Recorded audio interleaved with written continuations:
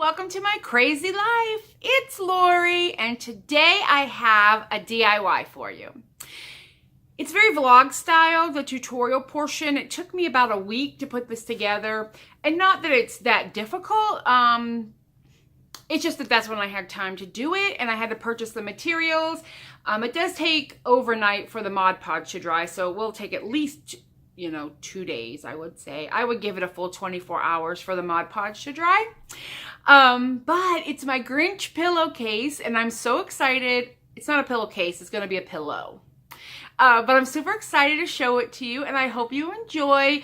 Like I said, it's a little bit of an odd, disconjointed tutorial, but I wanted to show you how I made it. So enjoy, and I hope to see you soon. Bye. Oh goodness, I think I might have just, well, besides shadowing, created something. Do you see the image? Oh, this is just some muslin fabric. I think I mentioned earlier that I wanted to make a Grinch pillow. So I printed out this. I sprayed this with some water. I sprayed my fabric with some water, and I ironed it. And the black transferred over. So all I'm doing now is drying it. I used maybe a little excessive water. And then I'm going to outline it all with black Sharpie and then go back in and paint it with the glitter. The only thing is half the pom-pom. I'm going to have to just freehand some more of that pom-pom down because it wasn't on the print. And then I'm going to make a pillow. Oh, did I just create something? I don't even know. But I'll do a video on it. Whoop, whoop. Oh my God, I'm so excited. Hey, it worked. The one eye is a little creepy, but whatever. I'm going to iron this Sharpie in. And it's pretty good size. And then I'm going to I need to finish this one little spot right here. And then I'm going to start painting it this weekend. And then if it turns out, I can sew this pillow. I'm so excited.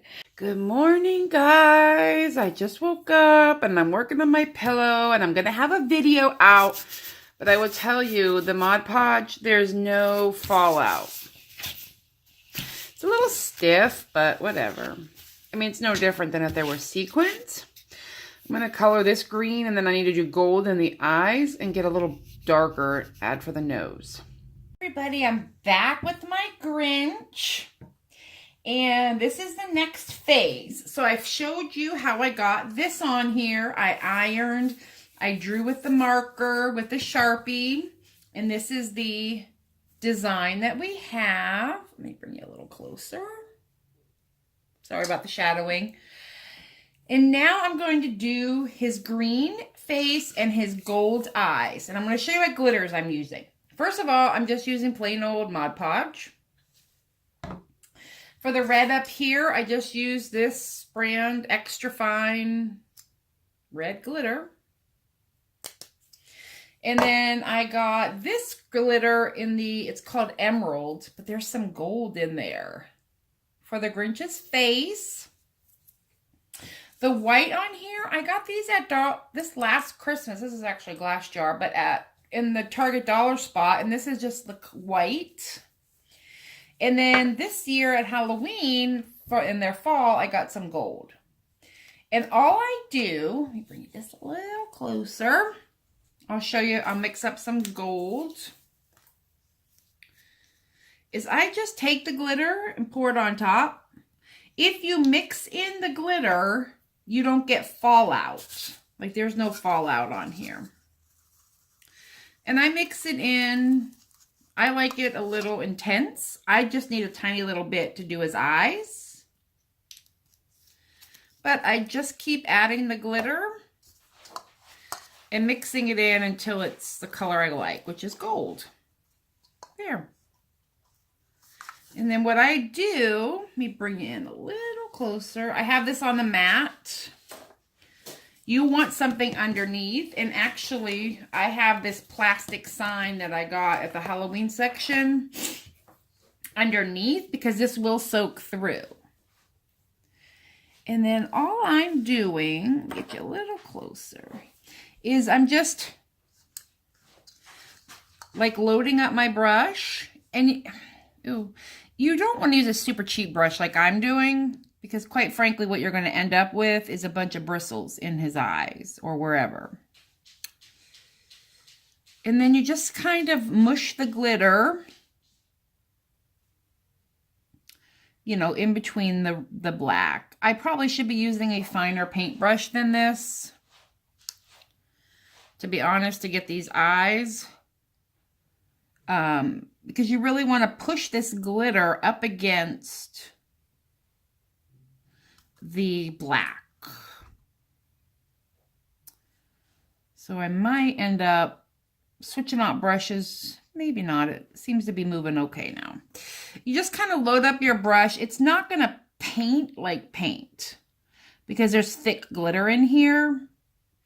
If you ever got your nails done like with acrylic and how they move the acrylic around, is kind of the texture you're going to get here. And I'm doing the eye first so it dries, and if I need to go back for a second coat. There. So his eye is done. I'm going to set this off to the side. And now we're going to mix up, let me move you back a second. We're going to mix up the green for his face. And I'm just, oh, look at that glitter. Do you see the gold in there? And then I'm just taking this is a pretty stiff brush that I'm using, which I find the stiffer the brush works a little better for this technique. And you just want to kind of keep mixing. You're coating each little individual piece of glitter with Mod Podge. And when you paint it on and it dries up, that's what keeps it from falling out. If you were to paint this with Mod Podge and then sprinkle the glitter on, you would get fallout. And I don't know that that would work anyway on fabric, but this is how I do it. And this is a lot of green. I didn't really need this much, but what are you going to do? It's better, I guess, to have a little too much to do the face than not enough, because you may never get the exact same color. All right, I'm going to squeeze you in here a little bit closer, and I'm going to show you what I do. So I have my brush loaded, and then I just start in a corner, and I kind of push it up against the black. See what I'm doing? Can you see what I'm doing? Just loading it up. And I'm kind of laying it down and manipulating where I want this green glitter to land. And it takes a little bit of time, but nothing too time consuming. This will take me longer because I need to kind of go around all the black. So I'm going to pause you here. I'm going to paint up a bunch and I'll bring you back. All right, this is what it looks like. Sorry, I have a paintbrush in my mouth. And then you just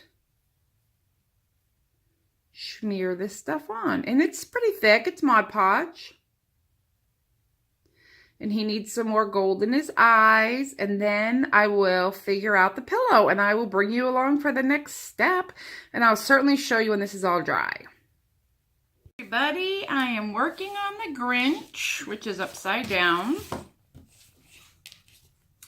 And right now what I'm doing is I'm just pinning the ribbon.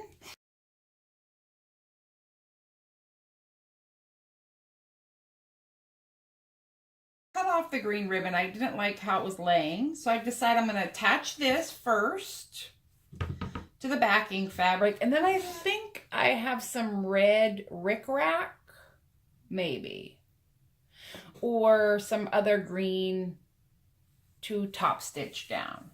And I might just hand stitch it, or I might not do anything. We'll see. All right, let me get this stitched down and then we'll figure out what we're gonna do next. All right, this looks much better. So I top stitched it down on here so it's nice and smooth. I mean, there might be some little loose spots, but honestly, once it's stuffed. And then I'm gonna take this ribbon. It's kind of fine and it has, I'm not sure if you could see it, white polka dots. And what I do is I'm not doing corners. I'm just gonna stitch it down. And I'm gonna do it pretty loose. But what you'll wanna do, make sure it's straight. a straight cut, take a lighter and literally you just melt it a little bit and it keeps it from fraying. That will not fray now. And then when I stitch it down, it will be awesome. Okay, and then the next step is going to be just sandwiching it and turning it. Alrighty.